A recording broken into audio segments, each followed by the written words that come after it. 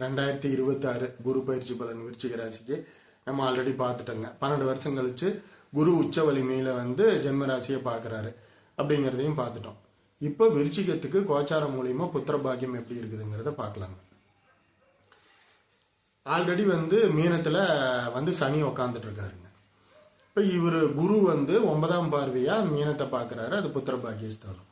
இப்போ குரு பார்த்த சனி அப்படின்னா சனி ஆல்ரெடி பிரச்சனையை கொடுத்துட்டு தடைகளை முடக்கத்தை ஏதோ ஒன்று பண்ணிட்டு இருப்பார்.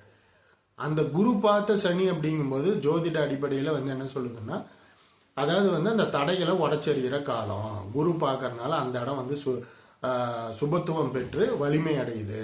அப்போ நல்லது நடக்கிறதுக்கு உண்டான வாய்ப்பு கோச்சாரத்தில் நல்லபடியாக இருக்குங்க. இப்போ தசாபுத்தி சப்போர்ட் பண்ணும் பட்சத்தில் இது ஒரு கோல்டன் ஆப்பர்ச்சுனிட்டி.